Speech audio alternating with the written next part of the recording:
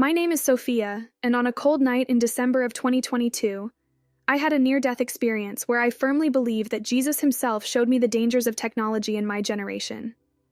If you are a parent or have young people in your family, please listen to this warning. I didn't even believe in this stuff before that life-changing night. It was a normal Friday night. I was laying down on the couch in our living room, scrolling endlessly through my phone. TikTok, Instagram, YouTube. I was trapped in an endless cycle of content that didn't seem to mean much, but somehow I couldn't stop. Hours passed without me realizing it. My parents had gone to bed, my brothers and sisters were in their rooms, and I was alone with the glow of my screen. I felt a strange dizziness come over me, like the room was spinning. I thought maybe I had stared at the screen for too long, or maybe my blood sugar was too low. I told myself I'd just get up and get some water, but before I could move, everything went black. The next thing I knew, I wasn't in my living room anymore. I was floating above my body, staring down at myself. There I was, slumped over on the couch with my phone still glowing in my hand. I felt panic and confusion. Was I dead? What was happening? I tried to cry out, but no sound came. That's when a blinding light filled the room, cutting through the darkness like nothing I'd ever seen. I turned to look, and there he was, Jesus. He didn't look like the pictures in church or the paintings you see in Sunday school. He was more radiant, more powerful, and more real than anything I had ever known. His presence wasn't just light, it was love and authority all wrapped into one. I wanted to fall to my knees, but I couldn't move. "Come," he said, extending his hand toward me. His voice was calm, but it carried a weight that left no room for argument. Without hesitation, I reached out and took his hand. The moment I did, the room disappeared, and we were standing in what felt like a void. It wasn't empty, though. All around us were glowing screens hovering in midair, phones, tablets, computers, TVs, even VR headsets. They weren't just devices, they were alive with something dark and sinister. Faces stared back at me from those screens, millions of them, but their eyes were blank. It was like they were hypnotized. Jesus gestured toward the screens. "This is the battlefield," he said, his voice filled with both sorrow and urgency. "The enemy has made this his primary weapon against your generation. Millennials, Gen Z, and Gen Alpha. He knows your potential. He knows what you could accomplish for my kingdom, so he is working to destroy you." I didn't understand. But how? It's just technology. It's just entertainment. Jesus turned and looked at me, and I'll never forget the sadness in his eyes. "It started that way," he said. "But what you see as harmless is far from it. The enemy uses these screens to enslave hearts, minds, and souls. Technology was meant to be a tool, but it has become a trap." I looked closer at the screens and saw chains extending from them. The chains wrapped around people's wrists, necks, and even their hearts.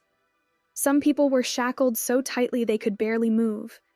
Each chain had a word written on it: comparison, anxiety, lust, distraction, pride, envy. The words burned into my mind. "They don't even know they're chained," I whispered. "That's the enemy's greatest trick," Jesus replied, "to enslave them without their knowledge." As I stared at the screens, they suddenly turned red. Flames flickered at the edges, and I saw a terrifying symbol glowing on every screen. It wasn't just on the devices, though. It started to appear on people's foreheads and hands, as if being burned into their skin. "What is that?" I asked, my voice shaking. Jesus looked at me with a seriousness that made my heart stop. "It is not yet the mark of the beast," he said, "but it is conditioning them to accept it. The enemy is preparing their hearts to worship him instead of me. They are being trained to value convenience, approval, and instant gratification above all else. When the time comes, they will accept the mark without question." I couldn't breathe. I thought about how many hours I had spent staring at my phone, how many times I had felt worthless because of what I saw online. I thought about the arguments I had with my parents when they told me to put my phone down. I had always thought they were overreacting. Now I wasn't so sure. The scene shifted, and I found myself standing in what looked like a massive war zone. It wasn't a physical battlefield with guns and soldiers, though. Instead, it was filled with families. Parents, grandparents, children, teens, All of them were standing on one side of the battlefield, but they weren't fighting together. The older generations were yelling at the younger ones, accusing them of being lazy, selfish, and addicted. The younger generations were yelling back, blaming their parents for not understanding or for creating the very problems they were dealing with. Meanwhile, the enemy stood in the shadows, laughing as he sowed division. "They are supposed to be united," Jesus said, his voice heavy with sadness. "But the enemy has turned them against each other. The older generations must wake up and see that their children and grandchildren are under attack. They must fight for them, not against them." "How?" I asked. "What can they do?" "They must pray," Jesus said. "They must teach my word. They must set an example by putting me above all else, even their own distractions. Many of them have been lulled to sleep by the same devices." I looked around and saw older people glued to their phones too, scrolling through news or playing games while their children wandered into the darkness. The next thing I saw broke my heart. It was a church service, but it wasn't like any church I had ever been to. The sanctuary was filled with people, but most of them weren't paying attention. Some were scrolling on their phones during worship. Others were taking selfies during the sermon.